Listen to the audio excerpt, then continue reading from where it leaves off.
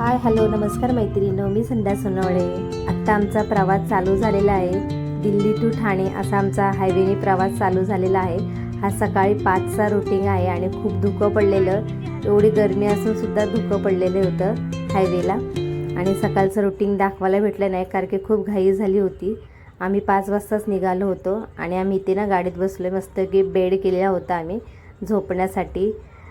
बॅगा वगैरे टाकून वरती गादी टाकली होती आणि आम्ही बसलेलो इथे। माझी छोटी मुलगी माझ्यासमोर बसले आणि मोठी समोर बसली होती कारण की बेड केल्यामुळे ना झोपायला वगैरे ना आरामदायक झालेलं आणि त्रास नव्हता होत कसला, असं बसून जायचं इकडे तिकडे झोपून मस्तपैकी। आणि हा आमचा पहिल्यांदाच आहे दिल्ली टू ठाणे असा हायवे प्रवास आहे आणि हायवे खूप छान आहे आणि एकदम स्मूथली गाडी जाते। आणि आम्ही इथे राजस्थानला पोहोचलो होतो। सकाळी लवकर निघाल्यामुळे ना एकदम असं प्रवास खूप छान झाला होता आणि आम्ही इथे आता 3 तास ड्रायव्हिंग करून ना एका हॉटेलमध्ये ना कॉफी प्यायला बसलो होतो आणि खूप दमले होते ते ड्रायव्हिंग करून, त्यामुळे कॉफी प्यायला बसले होते इथे हॉटेलमध्ये। हायवेलाच आहे हा पण हॉटेल आणि हायवेला खूप अशा हॉटेल आहेत की 1-2 तासावर अशा अंतरावर आहेत आणि त्याने कॉफी पिऊन बसलो होतो। इथे आमचं पिऊन वगैरे झालं होतं आणि आता आम्ही बसायला चाललो होतो गाडीमध्ये।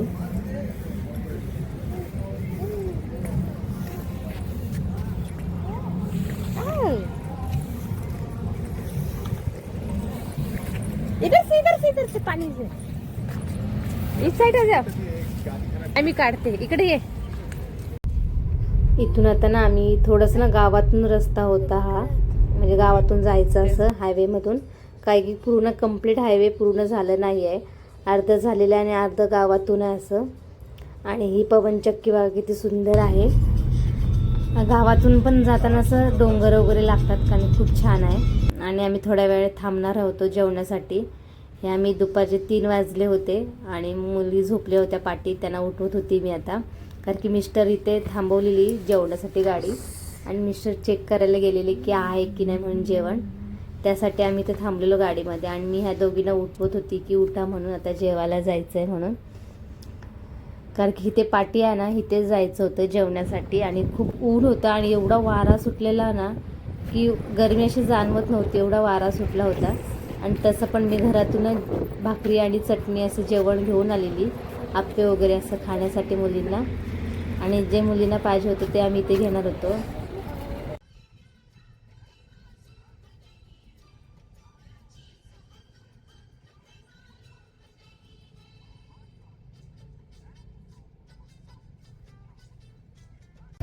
ते आता आमचा अर्धा प्रवास झाला होता। आता आम्ही राजस्थान सोडणार होतो तेव्हा आम्ही इथे थांबलेलो कॉफी पिण्यासाठी, थोडं फ्रेश होण्यासाठी थांबलो होतो इथे। आणि ह्या हायवेलाच आहे असे कॉफी शॉप वगैरे हे। आणि माझी मुली दोघी पण एकदम खुश होत्या प्रवास करताना, एकदा रडल्या वगैरे काय नाही, असं त्रास खूप दिला नाही, असं म्हणजे दिलाच नाही त्रास, एकदम मजेत अशा खेळत वगैरे गाडीत वगैरे, खायचं आणि झोपायचं असं चाललेलं त्यांचं। इथे आम्ही थांबलेलो कारण की नंतर आम्ही ना डायरेक्ट बडोद्यालाच थांबणार होतो। माझी एक आत्या आहे माझी, तिथेच आम्ही तिच्याकडेच थांबणार होतो रात्रीचं झोपण्यासाठी आणि मग सकाळी निघून आम्ही मग ठाण्याला जाणार होतो। असं आम्ही 1 दिवसाचा प्रवास करणार होतो। इथे माझी मुलगी बघा डान्स करत होती, इथे गाडी लागलेली ना त्याच्यावरती डान्स करत होती मस्तपैकी। इथे आम्ही फ्रेश वगैरे झालो आणि इथे आम्ही ना कॉफी घेतलेली आणि एक लस्सी घेतलेली पिण्यासाठी। इथे पिऊन आम्ही बसलेलो असं, माझ्या मुलीचं चाललेलं पिण्याचं। बाबा गेले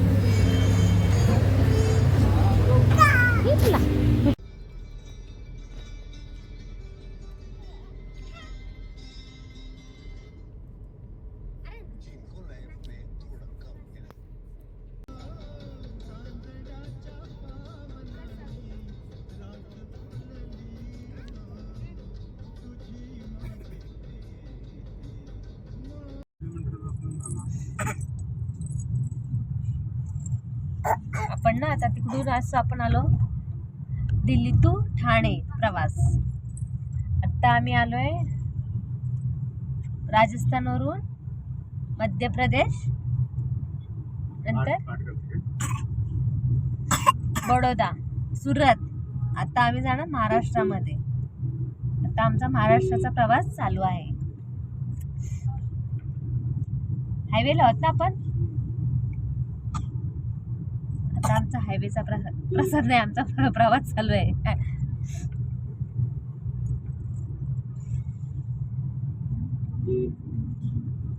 दोन दिवस झाले आम्ही प्रवास करतोय. 2 दिवस. किती झाला पूर्ण? नाही 1200 किलोमीटर. 1200 किलोमीटरचा आम्ही प्रवास केलाय. अजून थोडासा आहे अजून आमचा प्रवास. काय 150 किलोमीटर आहे अजून. पडली हे बघा सिया. नाही कशी पडली. नाही गाणी बंद कर. कॉपीराइट येतो. गाणी चालू झालीत ना ह्याच्यात कॉपीराइट येतो. युट्यूबची गाणी टाकली की त्याला येत नाही.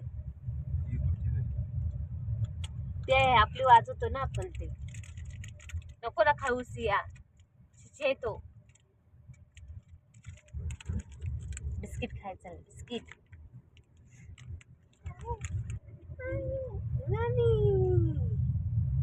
आता कंटाळा आलाय. चालू करू कर.